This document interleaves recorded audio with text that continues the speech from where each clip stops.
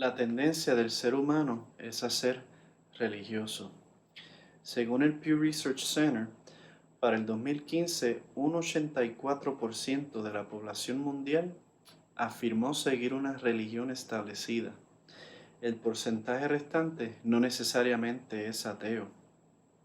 Por tal razón, algunos han propuesto llamarnos Homo religiosos en vez de Homo sapiens, el ser religioso en vez de el ser pensante.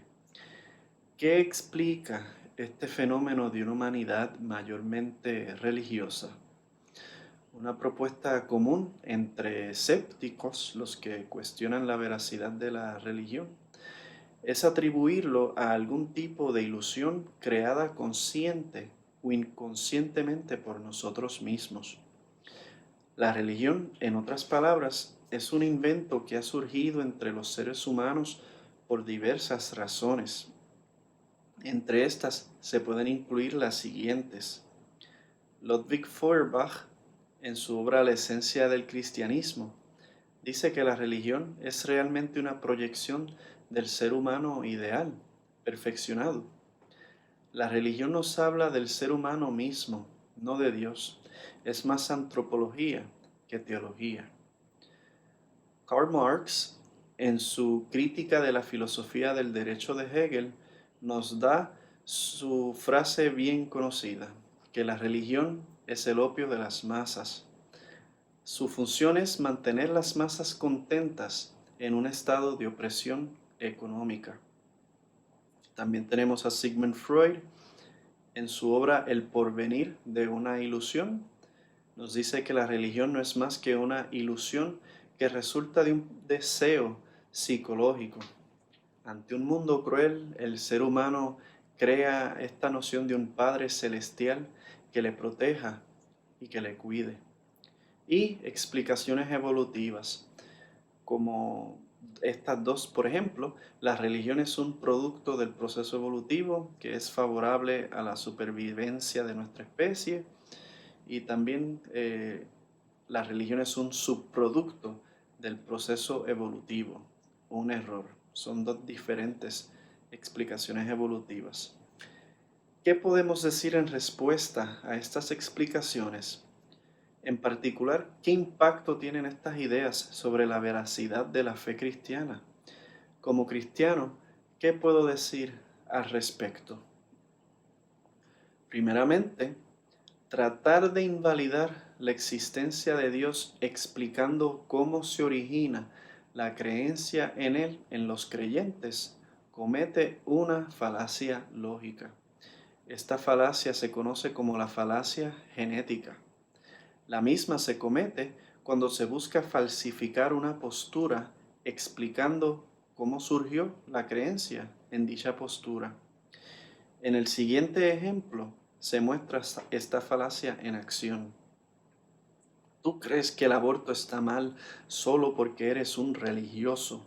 Cada cual es libre de elegir lo que entienda que es mejor. Este argumento es falaz porque aun cuando una persona crea que el aborto está mal por sus creencias religiosas, esto no dice nada sobre la moralidad del aborto en sí. El aborto puede ser inmoral independientemente de si la persona lo cree por razones religiosas. Por lo tanto, explicar el origen de una creencia no la falsifica. Así que ofrecer explicaciones sociológicas o psicológicas de la creencia en Dios no falsifican la existencia de Dios en sí. Por ejemplo, aun si la religión es el opio de las masas, como dijo Marx, eso no dice nada de si Dios existe o no. Ahora bien, ¿qué tal si la intención del escéptico es otra? ¿Qué tal si él simplemente quiere atacar la racionalidad de los religiosos? Si alguien bajo la influencia de drogas te habla de una invasión inminente de unicornios, ¿lo tomarías en serio? Por supuesto que no. ¿Acaso pasa algo similar con los creyentes? Si Freud está en lo cierto, digamos, entonces nuestra creencia en Dios, un Padre Celestial que nos consuele, surge por un mecanismo de defensa que no necesariamente nos conduce a la verdad. Quizás puede ser que Dios exista, pero la razón por la que cree el creyente no es muy buena, ya que el mecanismo que la produjo no necesariamente es confiable. Entonces, ¿es la creencia en Dios un tipo de ilusión que no merece la consideración de una persona racional? Atacar la racionalidad de los creyentes apelando a explicaciones como las ya mencionadas también tiene sus problemas. Supongamos por un momento que la fe cristiana es cierta. La fe cristiana afirma que Dios nos creó con el fin y la capacidad de conocerle. Por lo tanto, la creencia en Dios en una persona muy bien pudo haber surgido a partir de un proceso cognitivo diseñado por Dios mismo. De esto ser así, la creencia en Dios no sería irracional después de todo. Sería algo esperado, confiable, natural y veraz. Por esta razón, no es suficiente para el escéptico afirmar que la creencia en Dios es resultado de un proceso falible o irracional, como lo es una proyección psicológica. El escéptico necesita proveer argumentos, razones para pensar que su punto de vista es correcto. Inclusive, el reconocido filósofo Alvin Plantinga dice que es necesario que primero se demuestre la no existencia de Dios para tomar en serio explicaciones como las de Feuerbach y compañía mencionadas al principio. La objeción de que Dios es una ilusión da por sentado el ateísmo, algo que no se ha demostrado. Mientras sea posible la veracidad de la fe cristiana, no hay razón para pensar que el cristiano es irracional al afirmar su fe. Nuevamente, si la fe cristiana es cierta, la fe del creyente pudo haber surgido de un proceso cognitivo, confiable, diseñado por Dios mismo. Podemos ver que esta objeción al cristianismo, aunque popular, no es muy buena. Esto me lleva a mi último punto. Si la fe cristiana no se ha falsificado, el escéptico debe estar abierto a considerar que nuestra sed espiritual está anclada en algo real. Esto precisamente argumenta C.S. Lewis. Dice él, las criaturas no nacen con deseos a menos que exista la satisfacción de esos deseos. Un niño recién nacido siente hambre. Bien, existe algo llamado comida. Un patito quiere nadar. Bien, existe algo llamado agua. Los hombres sienten deseo sexual. Bien, existe algo llamado sexo.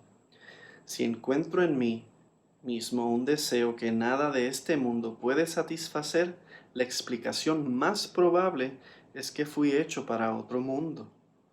Si ninguno de mis placeres terrenales lo satisface, eso no demuestra que el universo es un fraude. Probablemente los placeres terrenales nunca estuvieron destinados a satisfacerlos, sino solo a excitarlos, a sugerir lo auténtico.